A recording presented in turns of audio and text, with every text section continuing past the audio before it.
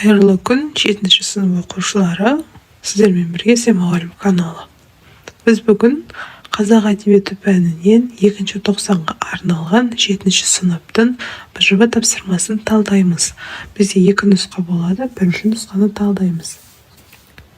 Толғауы 90 қызыл тіл бөлім бойынша жиынтық бағалауға арналған тапсырмалар.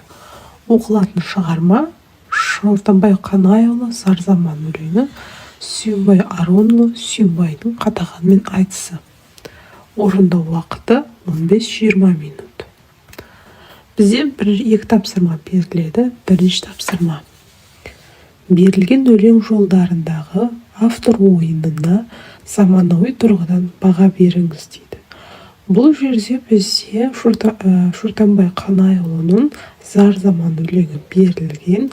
Осы өлең жолдарындағы автордың ойын қазіргі тұрғыда баға беріңіз дейді. Әуелгі қорлар зор болды, сондай қорлар қор болды. Әуелгі барлар жоқ болды, сондай жоқтар тоқ болды дейді.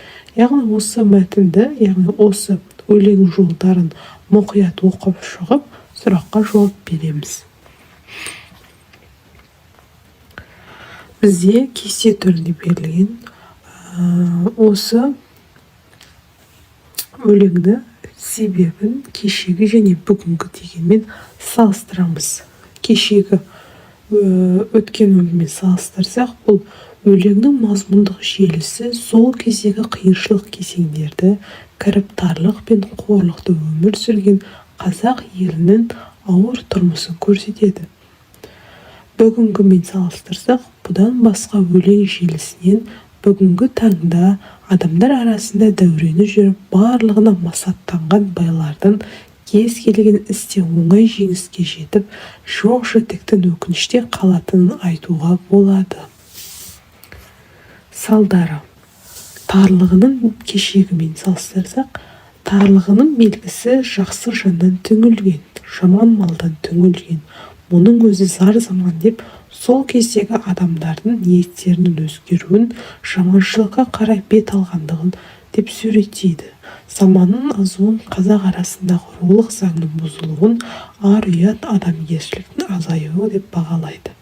Бүгінгімен салыстырсақ, өкінішке орай қазіргі қоғамдағы адамдардың жасап жатқан азғындығы жаныңды ауыртады.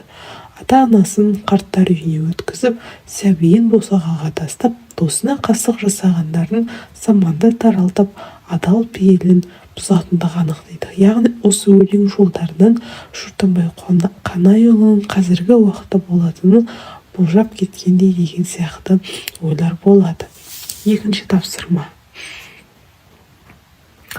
Берілген өлең жолдарындағы автор көзқарасын анықтап, дәлелдер келтіріп, және ақынның тұлғалық болмысын талдаңыз. Көппін деп айттың Қатаған, көптігін сенің қайда бар? 3 атаның ұлысын, қазағымды қаптатсам, жұртта қалған күшіктей, айдалада ұлырсын, кәнеке бетке қарашы. Топ бастаған бұлбұлмын, сөз бастаған жүйрікпін, бәйгеден озған дүлдүлмін дейді. Яғни осы өлең жолдарындағы автордың көзқарасын анықтаңыз дейді. Яғни бұл өлең Сүйінбай Аронұлының Қатағанмен айтысы. Яғни осыны бұл өлең жолдарынан Сүйінбайдың елін сүйетінін көреміз. Ол Қатағанға көптігің қайда, сенің қайда бар деп отыра көп емес екенін бетке басады. Қатаған елінің көптігіне көзі жете алмай жүргенін айтады. Ал егер өз туған елінің көптігін, бірлігін қазағымды қаптатсам, жұртта қалған күшіктей айдалада ұлырсын деп жеткізеді. Бұдан біз Сүйінбайдың артындағы еліне сенетін байқаймыз.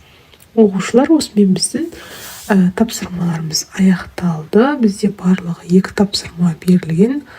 Барлық тапсырмаға дұрыс жауап берсеңіздер 8 балл беріледі. Каналға жазылуды ұмытпаймыз. Сабақтарыңызға сәттілік. Сау болыңыздар.